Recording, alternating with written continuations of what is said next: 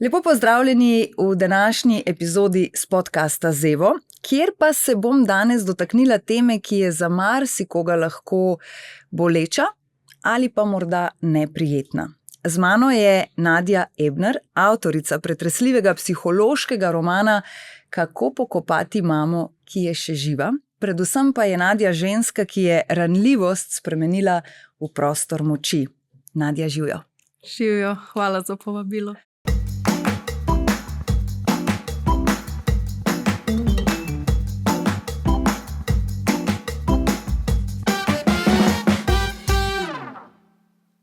Knjiga je trenutno po knjižnicah po Sloveniji zelo zasedena in zato se mi je zdelo zelo smiselno, da se o knjigi in predvsem o tebi pogovoriva tudi midve, zato sem zelo vesela, da si prišla. Ja, hvala. Kako zelo ali pa močno te je presenetil odziv na knjigo? Me je presenetil in me ni presenetil. Presenetil me je čisto iz tega, ker nikoli, sploh ko gre za nek prvi izdelek, to je prvenec, si poskušaš biti malo, da ne boš potem razočarana. Ja, pa sej, kakor bo, upaš na najboljše, ampak si pripravljen tudi, če ne bo prišlo do bralk in bralcev. Sem pa zelo vesela, da sem uspela tudi mogoče z naslovom pritegniti ljudi, da se vprašajo, kaj pa je tu zadaj, a je to neka zgodba, ko se tudi mene tiče. In to je tudi razlog, v bistvu, zakaj sem knjigo napisala, ker sem začutila, da je to res ena taka zelo pomembna tematika, ki vpliva na nas, tako na posameznike kot na družbo, in da se pa o tem čisto premalo govori. Tako da po tej strani sem pa pričakovala, da bi znal biti velik odziv. Je pa verjetno tudi vedno malo odvisno od sreče, pa tudi od kakšnih drugih dejavnikov. Zdaj k sami knjigi, k vsebini in tako naprej se bova še vrnili. Tisto, kar mene v bistvu najbolj zanima, je, kdaj si prišla do trenutka, ko si rekla, o vsej tej moji zgodbi moram napisati knjigo. Ker konec koncev marsikdo med nami ima takšne ali drugačne zgodbe, pa nam na kraj pamet ne pride, da bi to napisali. Ko sem se odločila nekje 4 leta nazaj za psihoterapijo, sem šla tam skozi en tak zelo globok in zelo transformativen proces. In to, kar sem spoznala tekom tega procesa o sebi, ne toliko o iskanju nekih rešitev, kako zdaj spreminjati zunanje dejavnike, da bojo meni ustrezali, ampak da sem res šla na to notranje popotovanje, pa prišla lažje na drugi strani ven, čeprav je bilo težko, čeprav se podaš v ta temen gozd. Sem začutila, pa tudi je bil v bistvu en tak moment, ko sem brala roman Shuggie Bain, kjer je deček, ko je za mamo alkoholičarko in piše skozi to otroško perspektivo in sem ga tako zelo začutila. In tistem čutenju do tega dečka sem se jaz počutila manj osamljeno v tej neki svoji izkušnji. In sem rekla, evo, to je to, jaz imam neko izkušnjo, ko je zelo temeljna in zelo pomembna. Želim to deliti s svetom, želim, da je to ta most, to povezovanje, ne da je to sram, ko ga zaklepamo, pa se skrivamo za temi izkušnjami. Zdaj, ravno to, moja prva misel, ko sem seveda prebrala naslov knjige, je bil, razumem, da gre za neko težko zgodbo v ozadju in potem tudi, ko sem začela prebirati knjigo, mi je bilo tako jasno, da v bistvu opisuješ cel proces, kako se je dogajalo in kaj se je dogajalo.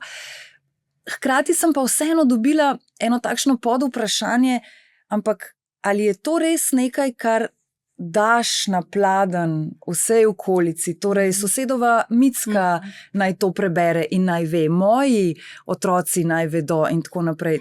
Verjetno si imela tudi sama tukaj kakšen pomislek. Sem imela in hkrati ne.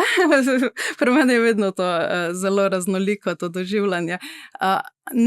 Ravno zaradi tega procesa. Vsi tisti, ko bojo knjigo prebrali, bojo verjetno razumeli, da je prišlo tekom te poti do tega občutka, kako je ta pristnost, ta stik sama s sabo, ta ranljivost, to odprto srce, kako to razbremeni in odpre in poveže z svetom, ne več na način strahu, kako bo to razumeli, kakšni bodo odzivi, ampak na način čiste srčnosti. In se mi je zdelo, da ko sem enkrat to začutila, uspela to začutiti, pa uspela dati to leta in leta, ne sem gradila ta oklep okrog sebe, ker je bil pač to način, kako se zaščititi pred dogodki v svetu, ko niso prijetni. In ko sem ugotovila, da ta oklep se ne da enostavno dajati na sebe in ga slačiti, takrat, ko bi ti želel recimo v odnosu s partnerjem ali pa z otrokom, pa biti ljubeč, da ti ta oklep kar nekako pretrdo ostaja na tebi. Takrat sem pač jaz ugotovila, da moram se naučiti znati odpreti srce in živeti skozi to. In ko sem to začutila, res doživela in to tudi v praksi potem v svetu, a ne tudi s to knjigo, mislim, ni mi žal, no, ni mi žal tudi, ker je odpadlo toliko nekega strahu, toliko nekega, kaj pa če zdaj ne obstaja več. In je prav taka neka čudežna sprememba, no, ki se je zgodila ravno s tem, da sem jaz spregovorila, da ni bilo več tistega, ne smeš govoriti, kaj pa bodo drugi rekli, a ne. No, in če greva zdaj res na sam začetek, a ne, torej v knjigi zelo podrobno tudi opisuješ svoje otroštvo v smislu, kdaj si se počutila najbolj osamljeno, kdaj si se počutila samo, kljub temu, da si imela oziroma imaš živo mamo in tako naprej, a ne. In verjetno se otroštva bolj kot ne spominjaš potem? Otroštvo se spominjam v celem spektru vsega dobrega in slabega, kar se je dogajalo. Ampak zakaj je bilo pa recimo v tem psihoterapevtskem procesu pomembno, da sem šla v tiste tudi najtemnejše dele, pa kdo kdaj reče, pa pusti tisto se je zgodilo nekje v preteklosti je. Ampak to je tisti trik, da ni samo v preteklosti. Nekje se nam zapiše v telo ta neka reakcija nečesa v našem otroštvu in to podoživljamo, ko rečemo te triggerji, ti sprožilci, ko se nam dogajajo po vsakdanjem življenju, pa se ne razumemo. A ne, mene je to zelo motilo pri meni sami, da sem jaz reagirala na nek način, ko ga nisem si mogla razložiti. Zakaj sem zdaj odrezava, če nočem biti? Zakaj hladno odreagiram, če želim biti ljubeča? In me je to jezilo in sem se krivila za to. Tudi mogoče ta nek notranji glas, te samokritike, samosramotenja, ne, zakaj nisi drugačna ali pa zakaj zamrzneš v situacijah, ko bi želela biti zelo odločna. In to razumevanje, to, da sem jaz uspela iti v to majhno sebe, v tisto situacijo v preteklosti, pa začutiti trenutek, ko sem jaz doživela nekaj in se mi je to zapisalo kot neko temeljno izkušnjo in sem s tem potem delovala naprej skozi življenje, je prišlo do nekega razumevanja, se pravi, ne gre tu za krivdo ali pa da boš zdaj se ves čas vračal, pa je bilo takrat tako, pa ko bi bilo drugače. Sploh ne gre za to, ampak gre za razumevanje, ki ti vsaj pri meni se to razumevanje začutilo na način, zdaj pa lahko spustim, zdaj razumem, zakaj se meni to dogaja, zdaj razumem, da jaz tega obrambnega mehanizma ne rabim več, mi ne služi tu in zdaj, mi je služil mogoče celo čisto dobro kot otroku, zdaj pa ne, ampak ker razumem, da prihajajo tam, lahko tam tudi to pustim in grem naprej. Mogoče kot malo kot mečkano, da sprogramiraš na novo točno tako, kako dojemati kakšne stvari, a ne? In tudi telo, tudi skozi te pozitivne situacije, tudi to, a ne, če smo celo življenje bili navajeni, da se umaknemo takrat, ko bi v bistvu si želeli se odpreti, pa je potem vedno težje skozi življenje spreminjati te naše načine odzivanja, razen če na eni točki potem to zavestno rečeš, ne, želim drugače in preizkušaš, kaj to zdaj zares pomeni za tebe pa za odnose. In meni je to, da pa je bilo zelo strašljivo, a ne, tako temeljno spremeniti vse, v bistvu temeljno spremeniti moj pogled na mojo mamo, na moje otroštvo, na to, kdo jaz sem, ampak je bilo vredno. Če bi recimo zdaj se pogledala danes ali pa 4 leta nazaj, kaj bi rekla, da je tisto, kar se je skozi proces psihoterapije najbolj recimo izkazalo, da je danes povsem drugače? A bi lahko rekla, da si zdaj pa 80% bolj ljubeča, bolj topla? To, kako se odzivam, je še vedno nekaj, kar na dnevni ravni delam s tem. Ne? Se pravi, to ni zdaj prišlo čarobna palčka, zdaj sem pa jaz drugačna oseba, ampak s tem razumevanjem se jaz, ker razumem in želim se potruditi drugače delovati. Ne? Se pravi, da se v situacijah odločam, ok, prepoznam zdaj to, prepoznam, da se zdaj odzivam iz nekega strahu, ki ni od tu in zdaj. In se lahko odzovem drugače in to je redna praksa. Kar je bilo pa najbolj temeljno, je pa bilo to, da sem kot prvo sploh to spoznala, da sem našla tudi ta, ko rečemo, najdi svoj pristen jaz ali pa nekaj, meni je bilo to tako abstraktno prej. Kaj je zdaj to? Kaj to zdaj sploh pomeni? Nismo skupaj vsega tega, kar se nam je zgodilo. Te stvari sem začela odkrivati skozi ta proces in to tudi v knjigi opisujem bolj natančno. Ja, in tudi recimo tako sem dobila idejo vmes, ko te poslušam, da v bistvu vsakodnevno delamo, če želimo, na teh naših odzivih, reakcijah in tako, morda samo lažje izrazimo stvari, ki jih prej recimo, tako kot si rekla, se zaveš, da nekaj prihaja zaradi nekega strahu, pa zdaj morda to izraziš, kar prej nisi, si mogoče, ne vem, predvidevam, šla bolj z glavo čez zid, imela nek buren odziv, ne pa skomunicirala, v resnici me je zdaj le samo strah in Točno res tako. ne vem, kako naj. Točno tako in to, da bi priznala to ali pa da bi si dovolila to začutiti, je bilo strašljivo, je bilo ranljivo in je bilo pač nedovoljeno meni sami do sebe.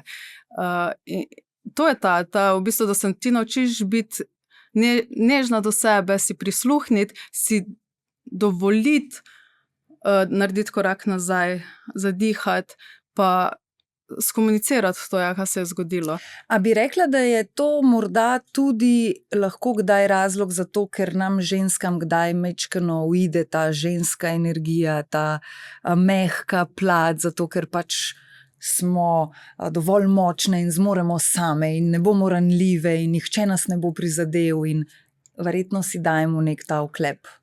Ja, jaz tudi ko sem šla recimo generacijsko spoznavati, kakšno je bilo življenje moje mame, moje babice, moje prababice, pa še nazaj, ko ti spoznavaš zgodbe od takrat, neko kulturno klimo takrat, pa nas lahko da zdaj recimo jezi, zakaj koga tako moti, kaj bojo pa drugi rekli, zakaj je to še vedno tako prisotno, ampak za recimo babico v nekem času je bilo to bistveno drugačen pogoj za preživetje, kak je njen ugled, recimo, ali pa kako je ona smatrana v družbi, glede na norme tistega časa. In to se potem ohrani samo ta zahteva, ko ne sledi več tem spremembam, čutimo jo pa še vedno kot našo, pa ni naša, pa bi že lahko odpadla. Pa bi že lahko se ženska postavila s tem, kar čuti, na tak način, kot čuti, brez da rabi biti nekdo drug, da se dokazuje, da je dovolj dobra. Zdaj, če smo morda majčkeno bolj konkretni glede same knjige, omenila sem že torej, da zelo iskreno v bistvu pišeš in vabiš k razmisleku bralce, kako je biti hčerka, kako je biti mama, kako je biti ženska in predvsem, kako dejansko si ti šla skozi proces psihoterapije, hkrati pa tudi zelo podrobno opisuješ odnos z mamo. Zdaj, kako bi ga recimo opisala, če bi zdaj nekomu približale, ne vem, prvih 30 strani knjige?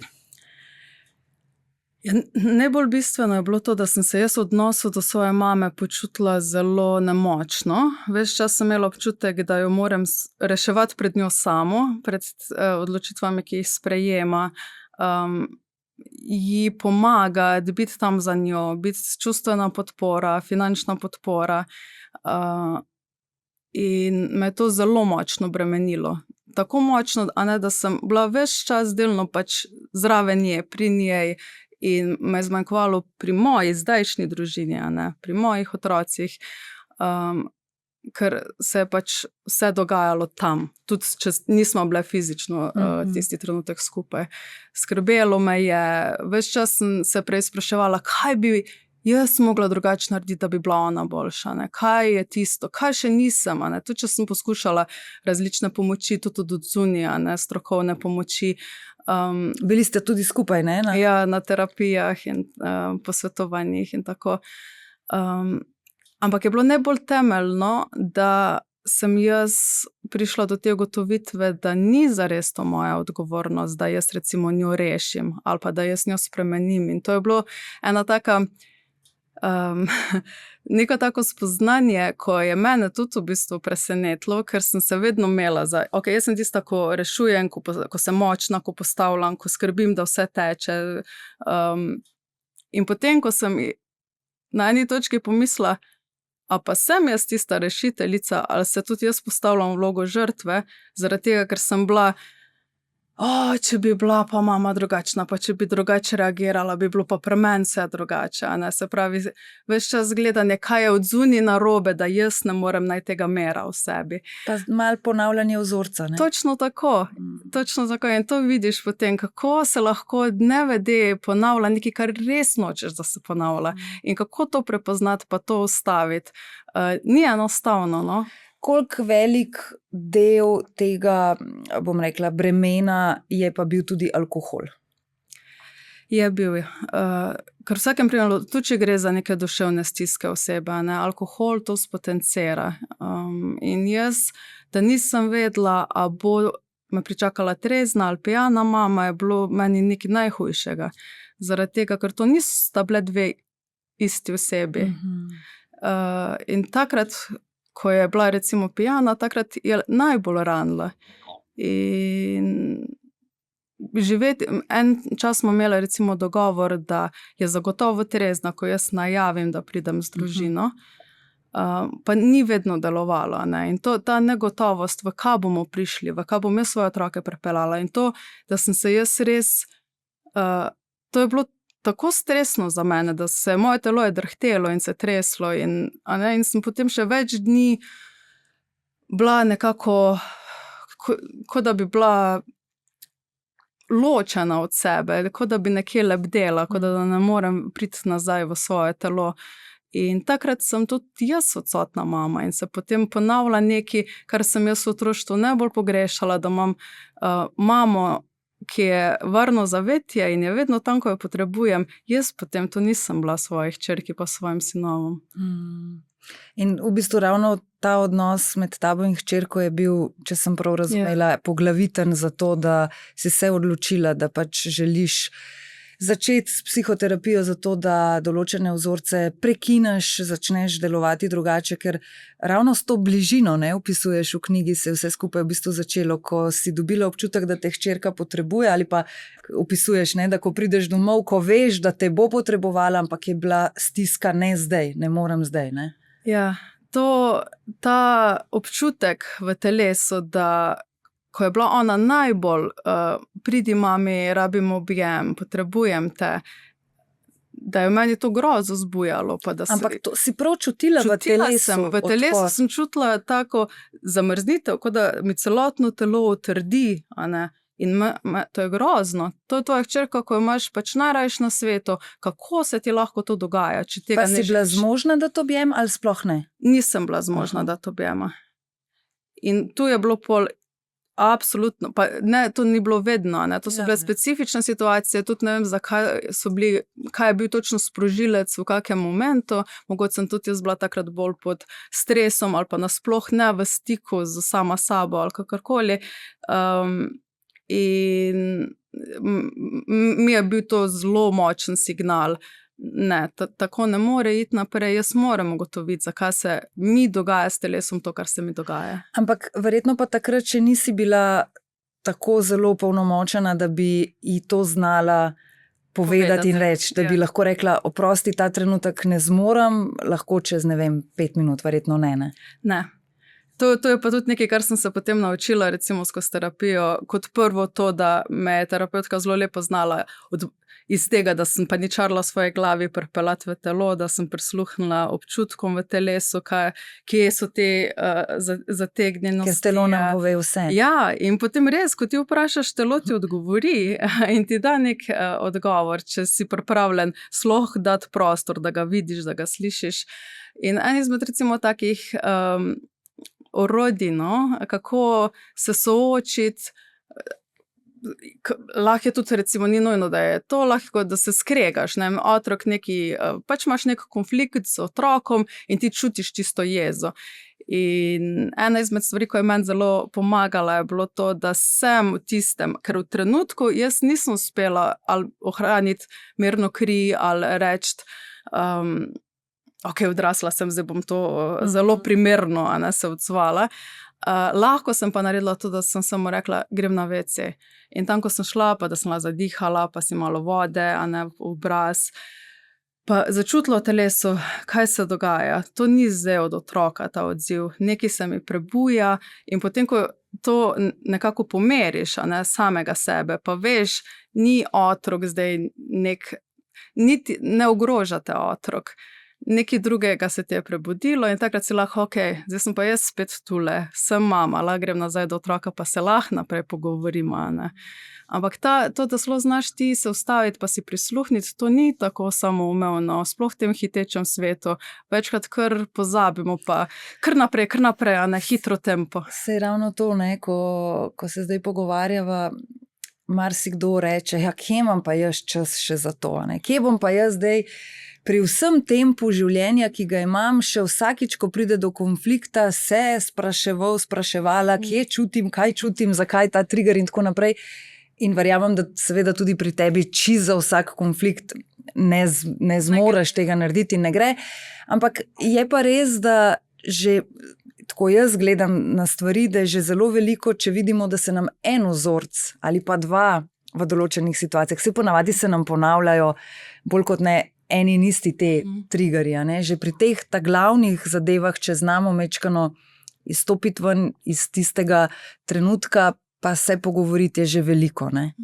Ampak tudi pri tem je v bistvu tako kjerkoli, kakršnakoli vaja, karkoli dovoljkrat ponovimo, naredimo bolj enostavno, brez takega vložka pa truda. Na začetku je pa seveda težko, hočeš nekaj trenirati, pa ti nikakor ne gre, ali pa nekaj se hočeš naučiti, pa se ti zdi, kot da neko kitajščino študiraš, ampak bolj, ko si vztrajen, če ti je to res pomembno, lažje je in potem na eni točki prideš že kar tako, samo po sebi, se ti pojavi kot ne več težko, kot nekaj spontano tvojega, nek tvoj odziv, ki pa se ti je prej zdel nemogoč.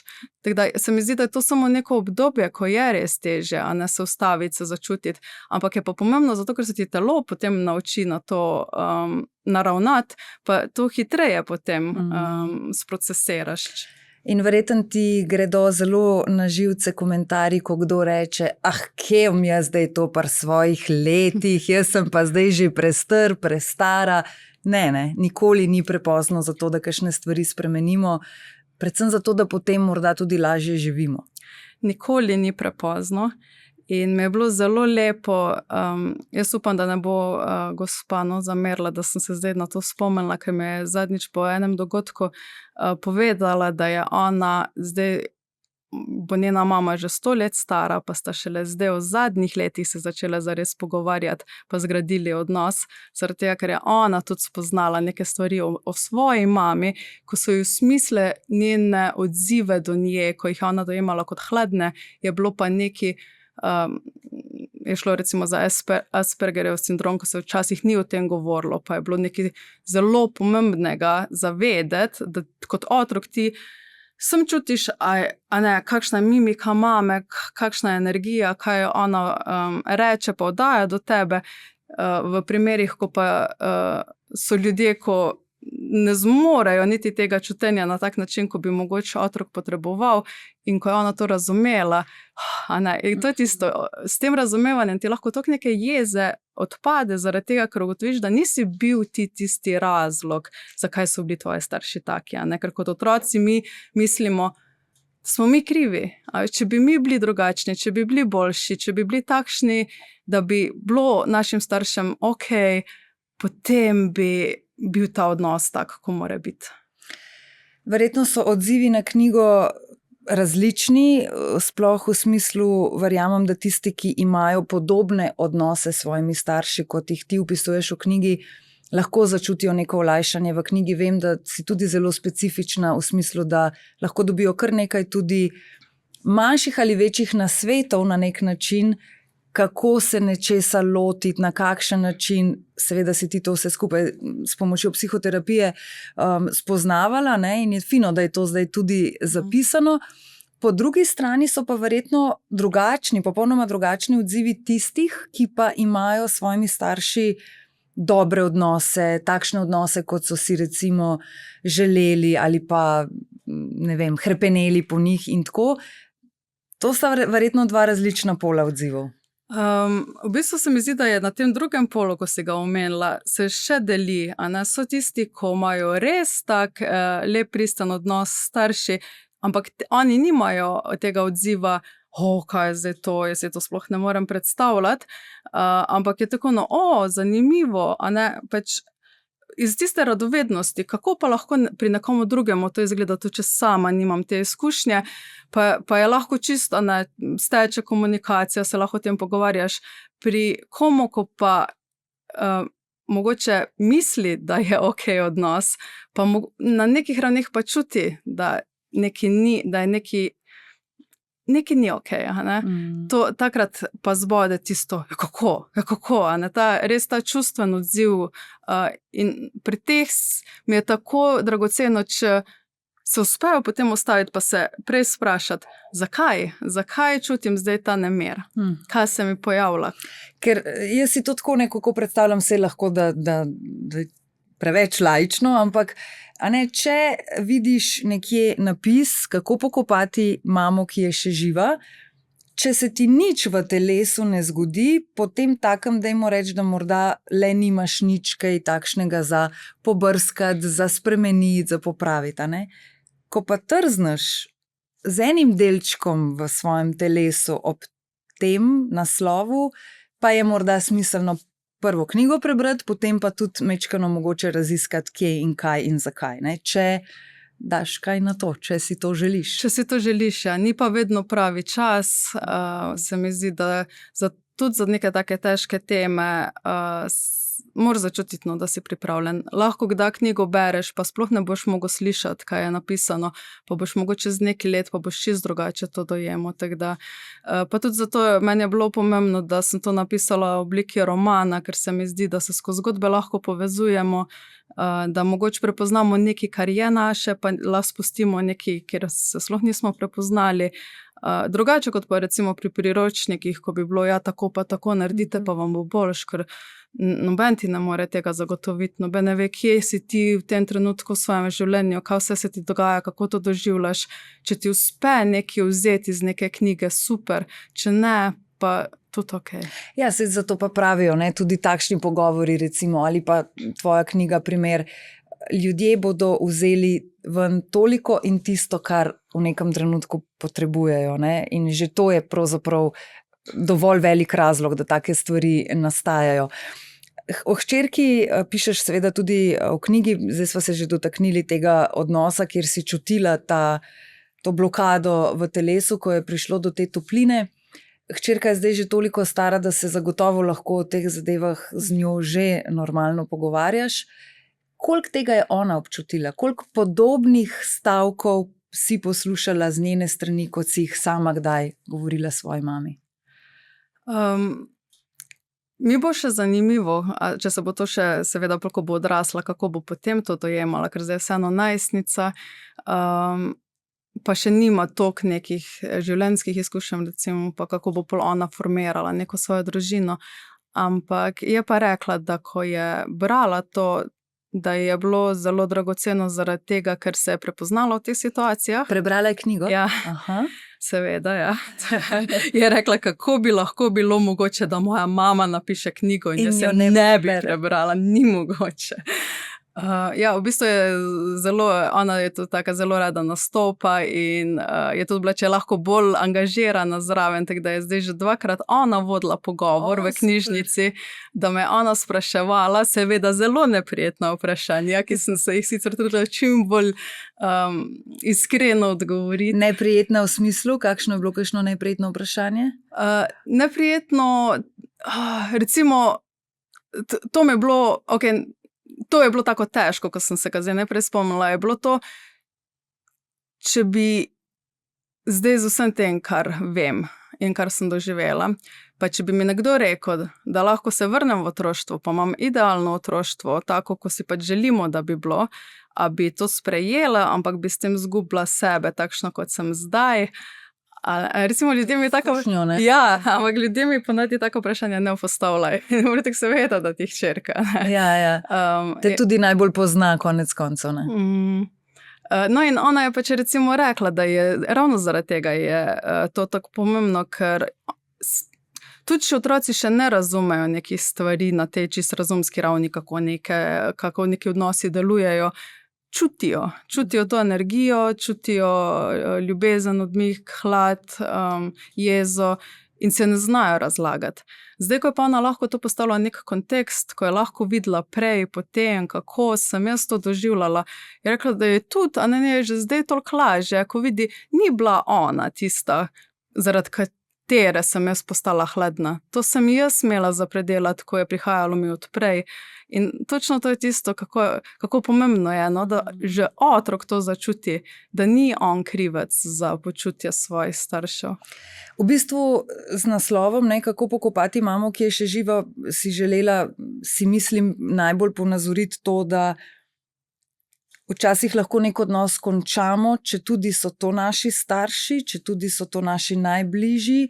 Zdaj pri partnerju veva, kako je, ne? Če poskusiš vse živo in nek odnos ne deluje, potem takem gresta dva recimo narazen in včasih še bolje potem funkcionirata vsak za sebe.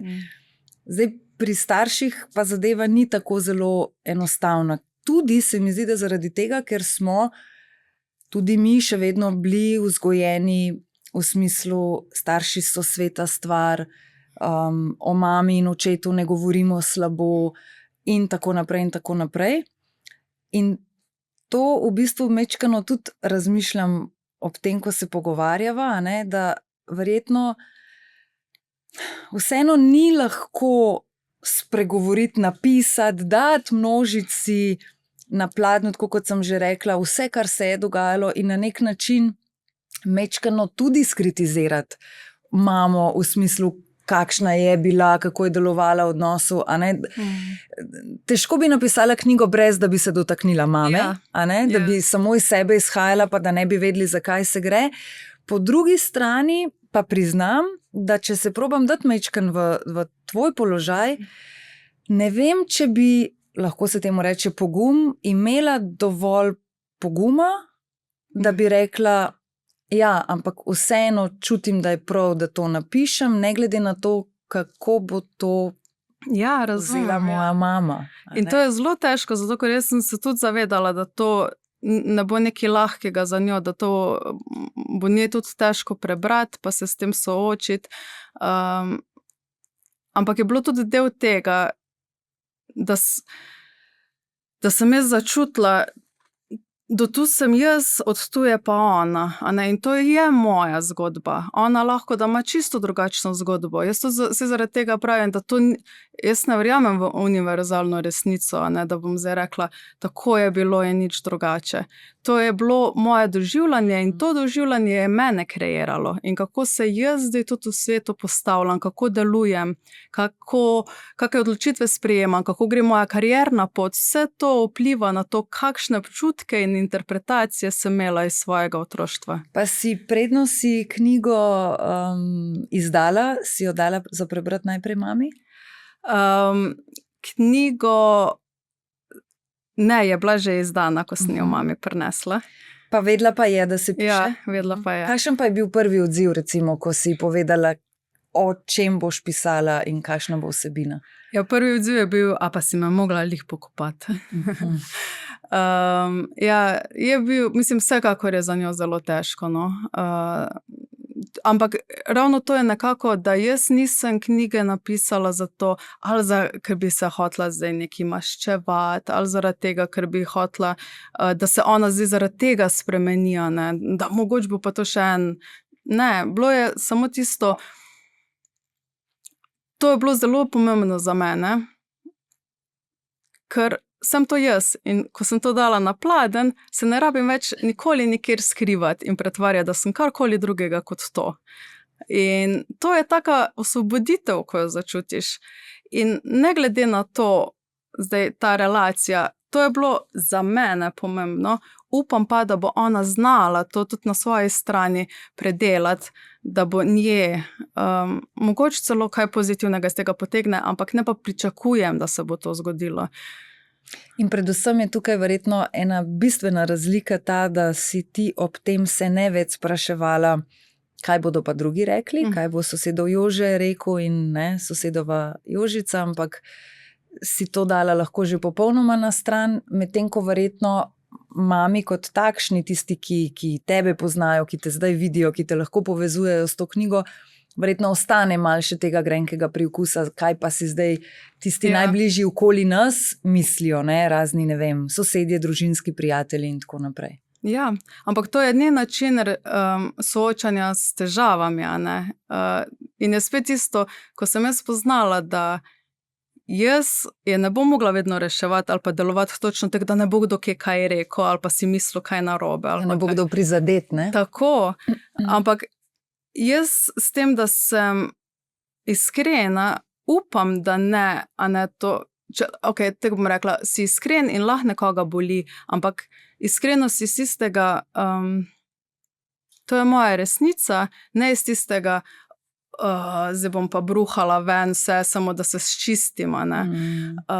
No, pa tudi treba je poudariti, ne, knjiga tudi ni v knjigi notri zdaj vsebina takšna, da bi dejansko zdaj mamo opisovala kot, ne vem, in da bi zlivala zdaj vse stvari, ki se jih pač v otroštvu dajala čez in da bi bilo tam en kup nekega obsojenja, tako kot si rekla, gre se za to, da predstavljaš svojo zgodbo, ni pa to, ne pribijaš pa mame na križ s to knjigo, oziroma saj namen ni takšen, ne? Namen je, da ti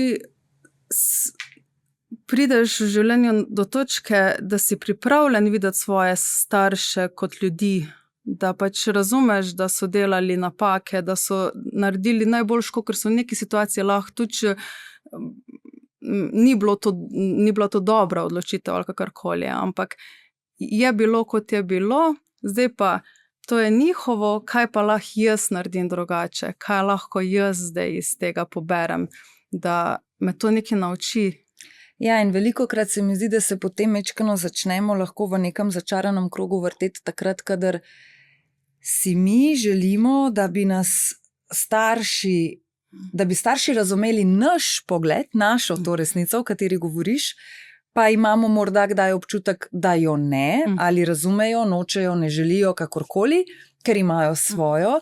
In potem takšni pogovori ne obradijo prav zelo veliko sadov, ker moja resnica, tvoja resnica, dve popolnoma tuji resnici, kaj pa naj zdaj naredim? Tukaj se mi zdi, ne, da zelo velikokrat pride potem do tega, in kaj zdaj? Njihov pogled je tak, moj pogled je tak, itak ne bomo prišli skupaj, sej brez veze. In tukaj se potem morda večina ustavi, ne? Ja, jaz se tudi spomnim, taka dolga pisma sem mi pisala, ko sem probala razložiti nek svoj pogled ali pa zakaj me nekaj v stisko spravila. Pa pol, ko mi je odgovorila, sem videla, tako da bi se v drugih jezikih pogovarjali, ne, ne prideš na isto raven. Zdaj je pač to, da se niti ne trudim več, v tem smislu priti, zdaj bomo pa začela isti jezik govoriti, super bi bilo, če bi, tudi ne zapiram vrat, da to ne bi bilo nikoli mogoče, zato kot smo rekli, nikoli ni prepozno, vedno se lahko spreminjamo, ampak to mora priti iz nas, jaz ne morem nje spremeniti, ona pa lahko začne, ona pa se lahko kadarkoli spreminja, kadarkoli lahko vsaka odločitev, ko jo sprejme, je njena odločitev. In to je tisto, no, to je bil ta pokop, je bila ta iluzija, pokopala sem v bistvu to iluzijo, predstavo te mame, ki jo jaz želim imeti, pa je nimam, pa sem jo ves čas iskala in se je trudila dobiti, ves čas hodila po to potrditev, po to, a ne, sliši me, vidi me, pa tega nisem našla, da sem gotovila, tega nikoli ne bom dobila. In tu je bil pokop. To je bilo tisto žalovanje, ko je bilo potem res boleče. Ampak še vedno, tudi če se ti to zgodi, se potem vprašaš, ampak mama je tam, a ne, mama je živa. Kako živeti v bistvu v svetu, kjer ti začutiš močno žalovanje po mami, mama pa je. A bi lahko rekla, da gre na nek način za podobne občutke, ali pa te bom drugače vprašala, a si kdaj dobila potem občutek, kot da na njo ne gledaš več kot na mamo? Ja, sploh potem, ko sem odžalovala to idealno mamo. Pač zdaj gledam na njo kot na osebo in me tudi laže, zato ker ne reagiram več tako čustveno na to. Ne reagiram več iz tega notranjega malega otroka, ko hrepeni po njenih odzivih takih, da bi mene napolnili, ampak jo lahko opazujem kot odraslo osebo. In znam tudi iz tega potem postaviti te meje, ko rečem, ne, tak nivo komunikacija mi ni okej, ali pa jaz grem zdaj stran zaradi tega, ker ne mislim tega poslušati na takem nivoju, a ne. To so potem te meje, ko jih začneš postavljati, pa jih prej nisem bila zmožna, zato ker prej sem bila v tisti deklici, ko je samo bolelo, pa je samo bilo eno veliko hrepenenje. In iz tistega jaz nisem vedela, kaj je zares, kako priti do tega, in so bili samo čustveni izbruhi, a ne, tako otrok, ko potrebuje nekaj, pa cepeta, pa ga... Sploh se mi zdi zelo pomemben poudarek, ne, da postavljanje mej še ne pomeni, da smo nesramni, arogantni, da prizadanemo, kakorkoli, ne. Postaviti mejo na spoštljiv način je morda umetnost, ampak bi bilo to edino prav, da bi nas morda to že, ne vem, v osnovnih šolah začeli učiti, ne. Včasih pa zaradi tega, ker se bojimo, ker ne znamo in ker se bojimo, da bomo preveč prizadeli ali pa sploh prizadeli, potem ostanemo v tej vlogi majhnega otroka in raje ne rečemo nič, ne. Ja, in potem se samo vrtimo v tem krogu, iz katerega pol nikakor ne uspemo izstopiti. In to je bilo to, kar sem jaz doživljala, ja. Kje v vsej tej zgodbi je bil oče? Z očetom imam stik, ampak sta bila že od začetka, no, sta bila še najstnika, ko sta me ustvarila in nista pol živela skupaj, ja. Kako pa on gleda na knjigo? Kako on gleda na ves tvoj, na vse to tvoje doživljanje, zapis? Ne vem, če bi mu bilo všeč, da sploh o njem karkoli razpredam zdaj tule, ker po mojem najbolj fair, da rečem, da ne vem. Zato, ker nismo nikoli zares izgradila takega odnosa, da bi jaz lahko razumela, kako on doživlja stvari. Komuniciramo pa tudi ne toliko, da bi me on poklical pa razložil, ja, veš, to pa... Občutil sem to, pa to, mislim, tako pa tako, ja. Tako, ja. Tudi generacijsko se mi zdi, ne, da so... Absolutno pač se poznajo razlike. Mi, naša generacija, že malo drugače komuniciramo, bolj izražamo sebe, se mi zdi, bolj to tudi učimo naše otroke mogoče, a ne, da so ta čustva, ki jih čutijo, pomembna in jih morda ne dajemo kar na stranski tir.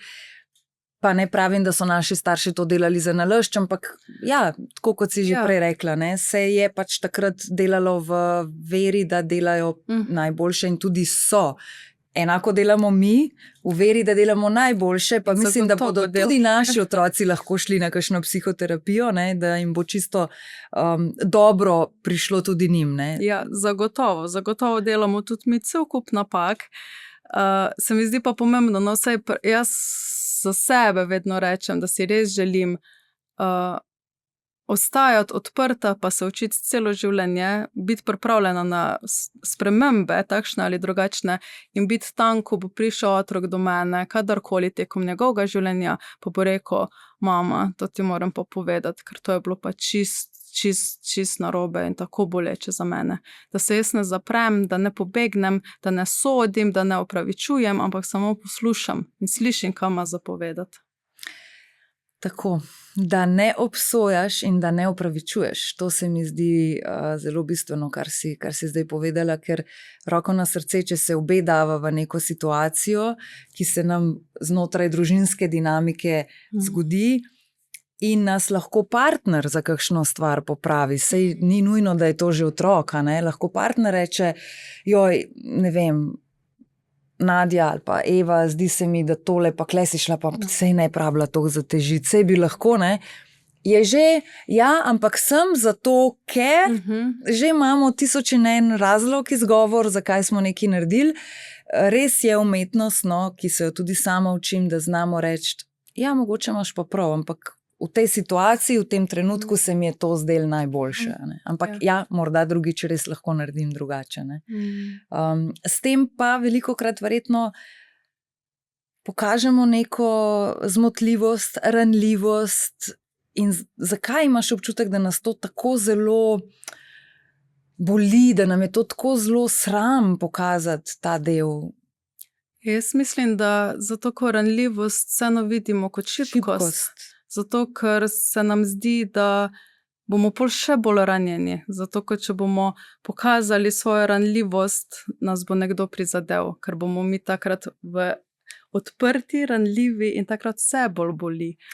Ampak hkrati tudi lahko veliko bolj čutiš in je lahko veliko več ljubezni v tej odprtosti. In zelo zmotno je prepričanje ljudi, takšnih sama pri svojem delu, ki ga še delam, velikokrat opazim, zelo pogosto slišim stavek, ja ne, ker potem bodo pa hodili po meni. Potem bodo pa z mano lahko delali, kar ne, bodo želeli. Ja, vem, ja. In to je tisto zanimivo, to sem drugače potem tudi jaz začutila, je ravno to, da ko sem jaz v bistvu ranljiva pa iskrena, pa povem neko svojo stvar. Pa ne pričakujem zdaj, da bojo pa se vsi razumeli zdaj to. Lahko nekdo še vedno zelo kritično reagira, ampak jaz sem, glede zaradi tega, ker sem jaz povedala svojo resnico, je to moje. To, kar pa ti zdaj odreagiraš, je pa tvoje in nima zares veze z mano. In to je tisto, kar moramo začutiti in v odnosu do staršev in v odnosu do sveta. Ni zaradi tebe, je odziv zato, ker je za tem človekom neka zgodba, neka bolečina, odreagira zaradi tega, ker ga nekaj boli, ker ga je to, kar si ti rekla, nekaj sprožilo, pa nima zares nobene veze s tabo. Koliko je psihoterapevtka, je ženska, ponosna na to, da je bila ista ves čas? Ja, Elizabeta Dornik-Hribar je bila moja psihoterapevtka in smo tudi potem, ko smo otvorili knjigo v Brežicah, v mladinskem centru, je bila zraven mene na isti sedežni. Ja, super, jaz sem bila to mi je bilo najtežje v bistvu, ko sem jaz knjigo napisala, zanimivo, ne? Nisem najprej pomislila, kaj bo mama rekla, ampak kaj bo psihoterapeutka rekla, ker sem jaz to postavila v romanu v kontekst psihoterapije, v ta pogovorni odnos s terapeutko in nisem želela zdaj, kaj če sem narobe interpretirala, da ne bi tudi njeni praksi to škodila. Da ne bi kaj ven iz konteksta vzeti. Ja, ampak je potem ona tudi takoj odpisala, da krasno, da sem tako lepo opisala ta proces, pa da se tudi neko terapeutki zdi dragoceno videti ta notranji svet, a ne, ti nasproti, ko ti sedi vseeno, vse začutiš, vse slišiš neke besede, ampak ne tako doživeto, kot sem lahko to predstavila. Hkrati pa še ena zelo dobra stvar, da morda tisti, ki se nikakor ne morejo odločiti za ta korak, pa nekje globoko v sebi vedo, da bi pa bilo fino, dobijo majčkeno vpogleda v to, kaj se na takšnih terapijah sploh dogaja, kako približno vse skupaj poteka. Že to, če bo morda to komu pomagalo, da se opogumi in si poišče neko takšno pomoč, se mi zdi, da je zelo koristno, ne? Ker spet velikokrat morda ravno zaradi tega strahu ne naredimo nekaj. Ja. Ne? Pa mene je to tudi zelo skrbelo, pa nisem si niti upala iti v to globino. No? Na začetku knjige zelo lepo opisuješ o tem, ja, kako je bilo, kaj pa zdaj hočeš od mene. Ne? Ja, pa res me je skrbelo, kaj pa če grem jaz v ta temačni gozd, postanem tam ujeta, pa a veš, poznaš, mislim, tudi svojo mamo, ko sem gledala, je ona zelo močno doživljala te stvari, pa je bila zelo, a veš, eni reče, zdaj, če blokiraš čustva, pol to ni v redu, ampak ona je pa res zelo močno občutila, pa tudi ni bilo v redu, ni imela te osebe, ko bi jo znala potem malo voditi, pa malo pripeljati ven. A te je bilo kdaj še pred terapijo, te je bilo kdaj strah, da boš morda šla po njeni poti v smislu, ne samo ta hladen odnos s hčerko, ampak nasplošno v smislu, ne vem, da boš tudi sama poiskala kdaj uteho v alkoholu in podobno. V bistvu se mi je vsakič, ko sem pila, pa sem se pogledala v ogledalo, sem njo videla. In to me je bilo grozno. In sem tako bila, zakaj sploh to delam. In sem lahko opazila, da je recimo alkohol ena taka stvar, ko se mi zdi, da lahko tudi mene bi me lahko zelo hitro potegnila. Zato, ker je nek vzorc, ko je domač. Je nekaj, kar se je smatralo, kar je tudi moja mama vedno govorila, da je pomaga, da je sprosti, ne. In je to tudi nekaj, kar sem opazila, da sem jaz delala. Ja, pa mi bo ta kozarec vina pomagal in me bo sprostil. Pa ni zares to mogoče najboljša izbira sprostitve. Je boljš obut superge in iten krog. Vsekakor. Kaj bi lahko ob koncu Nadja dala morda kot en, ne vem, če lahko temu rečem kot nasvet, mogoče kot neko sporočilo tistim, ki naju poslušajo in gredo čez podobno zgodbo, recimo tudi sami, pa da so recimo mlajši, govorimo pač nekih najstnikih,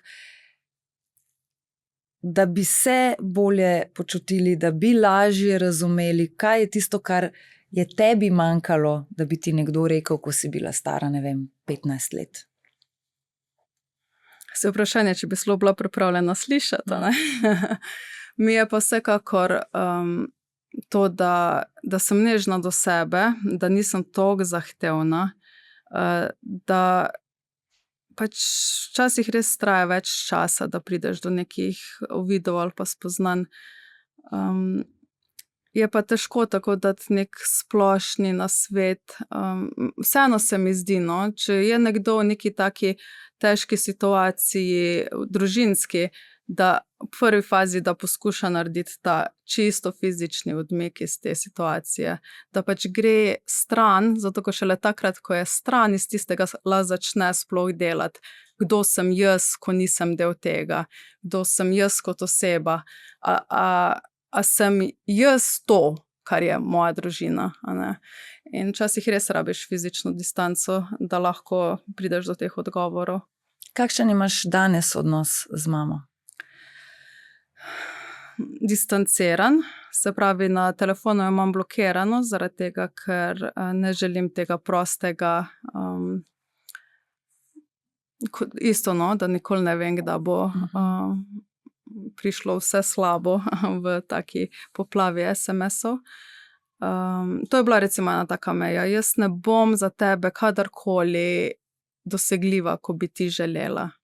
Jaz imam zdaj svoje življenje, si želim, da bi ona tudi našla osebo, ko bi se z njo povezala, pa si zgradila življenje, ampak jaz ne bom ta oseba, ker jaz imam zdaj svojo družino in ne bom njena čustvena partnerka. Pa te ni tukaj nikoli grizla v narekovajih slaba vest v smislu, vendarle je mama ena sama in seveda, da sem ji dolžna pomagati v primeru, ko bi me res potrebovala, se pravi, kaj pa, če se sredi noči nekaj zgodi in ne more poklicati nobenega drugega razen mene in še jaz sem blokirana. Ja, vse to sem šla skozi milijonkrat skozi vsa ta preizpraševanja. Sem tudi zelo različne meje postavljala in jih spreminjala in tako.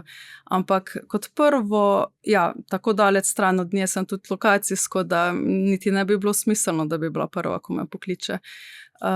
Sem tudi ustvarila tam, recimo s Centrom za socialno delo smo sodelovali, ko smo iskali te načine v njenem lokalnem kraju podpore, komu iti se zaupati, da ima na telefonske številke, ko je v psihološki stiski, ko rabi, nekoga, da se lahko pogovori.